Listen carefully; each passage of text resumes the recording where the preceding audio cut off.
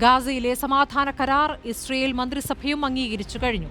24 മണിക്കൂറിനകം സമ്പൂർണ്ണ വെടിനിർത്തൽ വരുമെന്ന് ബെഞ്ചമിൻ നെതന്യാഹുവിന്റെ ഓഫീസ് അറിയിച്ചു. ബന്ദിമോചനം തിങ്കളാഴ്ചയോടെ ഉണ്ടാകും. കരാർ ഒപ്പിടുന്നത് നേരിട്ട് കാണാൻ അമേരിക്കൻ പ്രസിഡന്റ് ഡൊണാൾഡ് ട്രംപ് നേരിട്ട് ഈജിപ്തിലെത്തും. 200 US സൈനികരെ ഇസ്രയേലിലേക്ക് അയക്കും. ഗാസയിൽ പുതിയ ആക്രമണങ്ങളൊന്നും ഇതുവരെ റിപ്പോർട്ട് ചെയ്തിട്ടില്ല.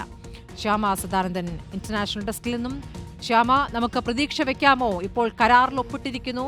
ആ കരാർ പ്രകാരം ഇസ്രയേൽ പിൻവാങ്ങുകയാണ്. അതേസമയം ഹമാസ് ഇക്കാര്യത്തിൽ പൂർണ്ണമായി തൃപ്തി രേഖപ്പെടുത്തുന്നില്ല. പക്ഷേ ഗാസയിൽ മരിച്ചു വീണ കുഞ്ഞുങ്ങൾ, മരിച്ചു വീണ മനുഷ്യർ, ഇനി അത് വേണ്ട എന്ന് ലോകമൊന്നാകെ പറയുന്ന നിമിഷമാണിത്. എന്താണ് നമുക്ക് ഇപ്പോൾ നൽകാവുന്ന വിവരം? സ്മൃതി, ഗാസയിൽ 2 വർഷത്തിനു ശേഷം വെടിനിർത്തൽ പ്രാബല്യത്തിൽ വരിക തന്നെയാണ്. ഇന്നലെ രാത്രിയോടുകൂടി ഇസ്രായേൽ മന്ത്രിസഭ ഈ സമാധാന കരാറിന് അംഗീകാരം നൽകി. സുരക്ഷാ സമിതിയാണ് അംഗീകാരം നൽകിയത്. ഇതോടുകൂടി ഗാസയിൽ വ്യോമാക്രമണമെല്ലാം ഇസ്രായേൽ നിർത്തിവെച്ചിട്ടുണ്ട് എന്നാണ് അന്താരാഷ്ട്ര മാധ്യമങ്ങളൊക്കെ റിപ്പോർട്ട് ചെയ്യുന്നത്. ഇനി ഇസ്രായേൽ സേന ഒരു മുൻ നിശ്ചയിച്ചിട്ടുള്ള ഒരു പോയിന്റിലേക്ക് ഇസ്രായേൽ സൈന്യം പിന്മാറും. ഇന്നലെ തന്നെ ഈ വെടിനിർത്തൽ കരാർ പ്രാബല്യത്തിനാക്കാനുള്ള മുന്നൊരുക്കങ്ങൾ ആരംഭിച്ചു എന്ന് ഇസ്രായേൽ സൈന്യം അറിയിച്ചിരുന്നു. ഇതോടുകൂടി ഇനി ബന്ദിമോചനവും സാധ്യമാകും.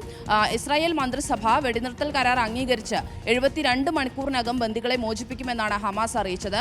അതുകൊണ്ട് തന്നെ തിങ്കളാഴ്ചയോ ചൊവ്വാഴ്ചയോ ആയി ബന്ദികളുടെ മോചനം നടക്കും. പിന്നാലെ 2000-ഓളം വരുന്ന പലസ്തീൻ തടവുകാരെ ഇസ്രായേലും വിട്ടയക്കും. ഈ വിട്ടയക്കേണ്ട തടവുകാരുടെ പട്ടികയൊക്കെ ഹമാസ് നേരത്തെ തന്നെ കൈമാറിയിട്ടുണ്ട്. എന്തായാലും ഈ സമാധാന കരാറിൽ ഒപ്പുവെക്കുന്നതിന് സാക്ഷിയാവാൻ US പ്രസിഡന്റ് ഡൊണാൾഡ് ട്രംപ് ഈജിപ്തിൽ എത്തുമെന്നും റിപ്പോർട്ടുകളുണ്ട്. നമുക്കറിയാം, ട്രംപിന്റെ 20 ദിന പദ്ധതികൾ ചുവട് പിടിച്ചാണ് ഈ സമാധാന കരാർ നടന്നത്.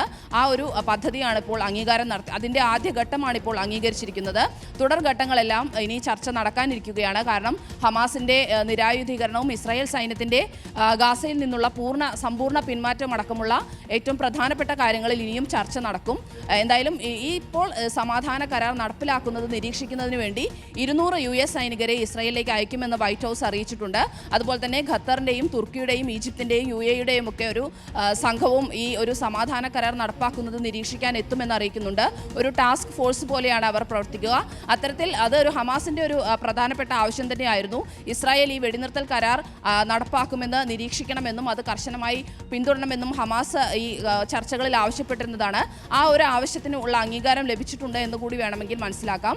അത്തരത്തിലൊരു സമിതി ഈ വെടിനിർത്തൽ കരാർ നിരീക്ഷിക്കുന്നതിന് ഇസ്രായേലിൽ ഉണ്ടാകുമെന്നാണ് അറിയിക്കുന്നത്. ശരി, നിലവിലിപ്പോൾ ഇസ്രായേൽ മന്ത്രിസഭയും ഈ കരാർ അംഗീകരിച്ചിരിക്കുന്നു എന്നുള്ളതാണ് പ്രതീക്ഷ നൽകുന്ന ഒരു കാര്യം. പക്ഷേ എന്തെങ്കിലും ചെറിയ വിഷയം പറഞ്ഞുകൊണ്ട്, അല്ലെങ്കിൽ ഹമാസിന്റെ ഭാഗത്തുനിന്ന് വന്നിരിക്കുന്ന കരാർ ലംഘനമൊക്കെ പറഞ്ഞുകൊണ്ടാണ് സാധാരണക്കാർക്കെതിരെ, സാധാരണ ജനങ്ങൾക്ക് നേരെ ഇസ്രായേൽ ആക്രമണം നടത്താറുള്ളത്. പക്ഷേ ഇന്നിപ്പോൾ വരുന്ന വാർത്തകൾ എന്നുള്ളത് വലിയ രീതിയിലുള്ള ചർച്ചകളാണ് നടക്കുന്നത്.